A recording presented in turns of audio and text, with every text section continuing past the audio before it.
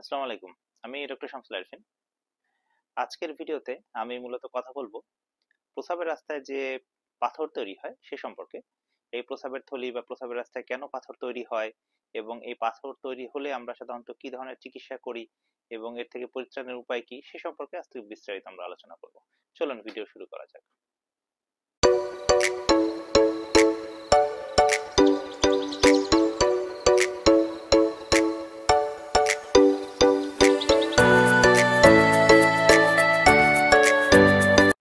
দেখুন, পাথর তো শরীরের বিভিন্ন স্থানে তৈরি হতে পারে এবং আপনারা সম্ভবত নামও শুনেছেন অনেক ধরনের পাথরের কথা। যেমন এক্সাম্পল হিসেবে আমি যদি বলি পিত্তথলিতে পাথর বা গলব্লাডারের পাথরের কথা, এটার নাম সম্ভবত আপনারা সবাই শুনেছেন। পিত্তথলি বা গলব্লাডারের পাথর হচ্ছে শরীরে সবচেয়ে কমনলি তৈরি হয় এবং তারপরই তৈরি হয় হচ্ছে কিডনিতে পাথর। এবং এই কিডনিতে পাথরের পরপরই তৈরি হয় কিডনি নালী বা ইউরেটারে পাথর এবং ইউরিনারি ব্লাডার বা প্রস্রাবের থলিতেও পাথর তৈরি হতে পারে। তো এই বিভিন্ন ধরনের পাথর শরীরে তৈরি। এখন প্রশ্ন হচ্ছে যে আমরা তো পাথর সাধারণত খুব ছোট ছোট পাথর রাস্তাঘাটে সাধারণত আমরা দেখে থাকি, যে খুব ছোট ছোট পাথরের টুকরা আপনারা সম্ভবত সবাই দেখেছেন। এরকম একটা পাথর শরীরে কেন তৈরি হয় এবং রাস্তাঘাটে যে পাথর তৈরি হয় এবং সেই পাথরই কি আসলে শরীরে তৈরি হয়? এটা হচ্ছে খুব কমন একটা কোশ্চেন আর কি।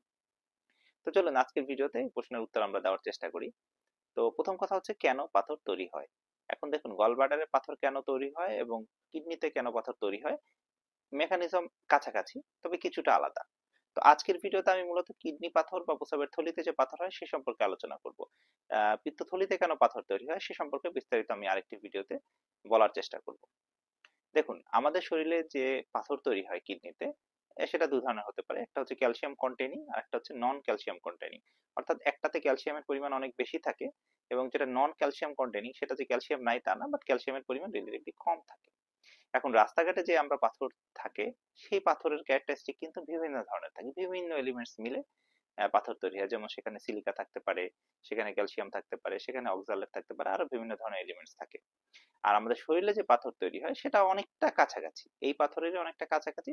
সেটার ভিতরে ক্যালসিয়াম থাকে, অক্সালেট থাকে, বিভিন্ন ধরনের এলিমেন্টস থাকে, বাট উপাদানে কিছুটা হেরফের হয়, যার কারণে ওই পাথর অনেক হার্ড হয় এবং আমাদের যে পাথরগুলো আছে রিলেটিভলি ওই পাথরের তুলনায় কিছুটা হলেও সফট হয়। এখন পাথর তৈরি হয় কেন আসলে? এই পাথর কেন তৈরি হয় এটার বিভিন্ন ধরনের বিস্তারিত আলোচনা আছে, বিভিন্ন ধরনের গবেষণা হয়েছে এটা নিয়ে। তো সবচেয়ে সহজ ভাষায় যদি আমি বলি, পাথর তৈরি হওয়ার সবচেয়ে বড় কারণ হচ্ছে সেটা হচ্ছে যে আমরা বলি হচ্ছে সুপার স্যাচুরেশন অফ ইউরিন। অর্থাৎ ইউরিন সুপার স্যাচুরেশন হয়, অর্থাৎ আপনার শরীরে যে ইউরিন তৈরি হয় সেই ইউরিনে বিভিন্ন ধরনের কণিকা থাকে, অর্থাৎ ক্যালসিয়াম থাকে, অক্সালেট থাকে, ফসফেট থাকে, ফসফরাস থাকে, বিভিন্ন ধরনের এলিমেন্টস থাকে। এই ধরনের এলিমেন্টস গুলো একটা নির্দিষ্ট উপাদানে প্রস্রাবের মধ্যে থাকে এবং এগুলো প্রস্রাব দিয়ে বেরও হয়ে যায়। এখন কোনো কারণে যদি প্রস্রাবের পানির থেকে এই উপাদানগুলোর ঘনত্ব যদি বেশি হয়, অর্থাৎ পানির যে ঘনত্ব সেই ঘনত্বের সর্বোচ্চ মাত্রায় যদি এই উপাদানগুলো বেশি পরিমাণে থাকে, তখন কি হয়? তখন হচ্ছে প্রস্রাবের সাথে এই এলিমেন্টস গুলো বের হতে পারে না এবং এই যে এক্সট্রা যে এলিমেন্টস গুলো থাকে, এক্সট্রা যে উপাদানগুলো থাকে, সেই উপাদানগুলা আস্তে আস্তে নিচের দিকে জমা হতে থাকে। জমা হয়ে এক ধরনের সেডিমেন্ট তৈরি করে বা আমরা বলি এক ধরনের ক্রিস্টাল ফর্মেশন করে। এই ক্রিস্টালটাই হচ্ছে এক ধরনের নিডাস হিসেবে কাজ করে, অর্থাৎ কিডনি পাথর তৈরি হওয়া বা প্রস্রাবের থলিতে পাথর তৈরি হওয়ার প্রথম উপাদান হিসেবে এই জিনিসগুলো কাজ করে। এবং এই জিনিসগুলোর উপরে পরে বিভিন্ন সময় লেয়ার তৈরি হতে থাকে। আপনার ইউরিন যত স্যাচুরেশন হতে থাকবে, যত ইউরিনের স্যাচুরেশন বাড়তে থাকবে, তত লেয়ার তৈরি হতে থাকবে। এবং এর এর এরপরে আর সর্বোচ্চ আরেকটা যে বড় কারণ সেটা হচ্ছে যে আপনার প্রস্রাবে যদি ইনফেকশন হয় বারবার, অর্থাৎ আপনার যদি প্রস্রাবে বারবার ঘন ঘন ইনফেকশন হয়, প্রতিবার ইনফেকশন হওয়ার পরে একটা করে লেয়ার তৈরি হতে থাকবে, এই পাথরের উপরে এক ধরনের পল্লা পড়তে থাকবে।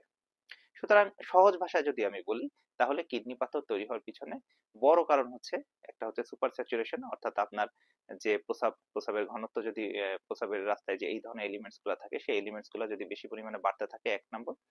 দুই নম্বর হচ্ছে যে আপনার যদি প্রস্রাবের প্রবাহ যদি কমে যায়, অর্থাৎ আপনি যদি খুব বেশি সময় ধরে প্রস্রাব ধরে রাখার একটা প্রবণতা থাকে, তাহলে একটা নির্দিষ্ট সময়ের থেকে বেশি সময় ধরে যদি প্রস্রাব জমা হয়, তখন কি হয়?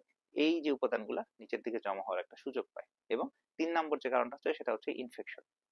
সুতরাং তিনটা জিনিস আমি বললাম, একটা হচ্ছে সুপার স্যাচুরেশন, দুই নম্বরে আমি বললাম যদি আপনার প্রস্রাবের ফ্লো যদি, অর্থাৎ প্রস্রাবের যে প্রবাহ সেটা যদি কমে যায়, এবং তিন নম্বরে হচ্ছে আপনার প্রস্রাবের ঘনত্ব যদি, প্রস্রাবের ইনফেকশন যদি বেশি হয়। তো এই তিনটা কারণে আপনার প্রস্রাবের রাস্তায় পাথর তৈরি হতে পারে, অর্থাৎ কিডনিতে পাথর তৈরি হতে পারে। এই জিনিসগুলো এগুলো হচ্ছে থিওরি। এছাড়াও আরো বিভিন্ন ধরনের কারণ রয়েছে, বাট বেসিক কারণ হচ্ছে এই জিনিসগুলো। সুতরাং এই জিনিসগুলোর কারণে আপনার প্রস্রাবের রাস্তায় একটি পাথর তৈরি হয়। এখন প্রস্রাবের রাস্তায় যদি আপনার পাথর তৈরি হয় আপনি কিভাবে বুঝতে পারবেন? এক নম্বর কথা হচ্ছে যে প্রস্রাবের যে রাস্তায় যদি আপনার পাথর তৈরি হয়, কিডনিতে যদি আপনার পাথর তৈরি হয় বা প্রস্রাবের থলিতে যদি পাথর তৈরি হয়, বিভিন্ন ধরনের উপসর্গ দেখা দেয়। এক নম্বর উপসর্গ হচ্ছে যে আপনার প্রস্রাবের রাস্তা দিয়ে রক্ত যেতে পারে। আপনি হঠাৎ করে দেখবেন যে আপনার প্রস্রাবের রাস্তা দিয়ে রক্ত যাচ্ছে, এবং একই সাথে সাথে তীব্র ব্যথা আপনি অনুভব করবেন। কিডনিতে হলে আপনি এই যে আপনার যে যেটাকে বলে যে কোমরের এই সাইডটাতে, এখানে আপনি তীব্র ব্যথা অনুভব করবেন। পিছনের সাইডটাতে আপনি তীব্র ব্যথা অনুভব করবেন, যে সাইডের কিডনিতে সেই সাইডে আপনি ব্যথা অনুভব করবেন। ইউরেটারে যদি হয় তাহলে আরেকটু নিচের দিকে আপনি কুচকিতে আপনি ব্যথা অনুভব করবেন।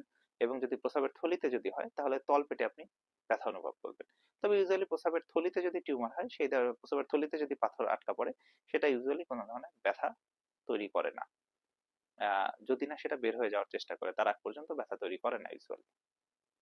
এবং এর সাথে সাথে আরো কিছু কিছু, যেমন আপনার ফ্রিকোয়েন্সি বাড়তে পারে, আপনার হঠাৎ করে দেখবেন যে ঘন ঘন প্রস্রাব হচ্ছে, প্রস্রাবের ফ্রিকোয়েন্সি বেড়ে যেতে পারে। আপনি প্রস্রাব ধরে রাখার যে প্রবণতা সেটাও আপনার দেখবেন যে কমে আসবে। সুতরাং আর্জেন্সি, ফ্রিকোয়েন্সি, এই জিনিসগুলো আপনার বাড়তে পারে। তখন আপনি বুঝতে পারবেন যে আপনার প্রস্রাবের রাস্তায় পাথর হতে পারে। এই আহ, আহ, এই জিনিসগুলা নিয়ে যখন একজন পেশেন্ট আমাদের কাছে আসে, তখন আমরা প্রথমে বয়স হিসাব করি। কম বয়স নাকি বেশি বয়স, এর উপরে অনেকটা পাথরের তৈরি হওয়াটাও নির্ভর করে।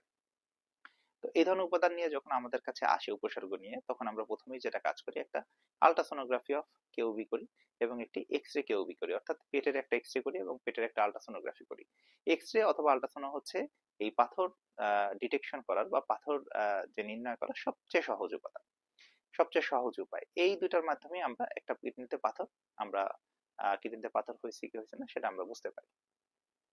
সুতরাং আরো কিছু কিছু আমরা পরীক্ষা করি অ্যাসোসিয়েটেড, যেমন আমরা প্রস্রাবের রাস্তায় প্রস্রাবের ইউরিন আরএমই একটা পরীক্ষা করি। ইউরিন আরএমই মধ্যে হচ্ছে ইউরিনের একটা রুটিন মাইক্রোস্কোপিক এক্সামিনেশন। এখানে আমরা দেখি যে ইউরিনের হেমাচুরিয়া যদি থাকে, ইউরিনের পাস সেল আছে কিনা, অর্থাৎ ইউরিন অ্যাসোসিয়েটেড ইনফেকশন আছে কিনা সেটা আমরা দেখার চেষ্টা করি। তো এই ধরনের পরীক্ষাগুলো করে আমরা শিওর হই তার প্রস্রাবের রাস্তায়, প্রস্রাবের থলিতে অথবা কিডনিতে একটি পাথর তৈরি হয়েছে। এর পরবর্তী সময়ে আমরা তার বিভিন্ন ধরনের চিকিৎসা দেই, এবং এই কিডনি পাথর প্রতিরোধের জন্য বিভিন্ন ধরনের উপাদান আমরা, বিভিন্ন ধরনের সাজেশন আমরা দিয়ে থাকি। তো এর পরবর্তী ভিডিওতে আমি মূলত আলোচনা করব যে কিডনিতে যদি পাথর বা প্রস্রাবের থলিতে যদি আমরা একটা পাথর পাই, সেক্ষেত্রে আমরা কি ধরনের আমরা চিকিৎসা দিব এবং এটার প্রতিশোধের উপায়গুলো নিয়ে আমরা আলোচনা করব। ধন্যবাদ সবাইকে।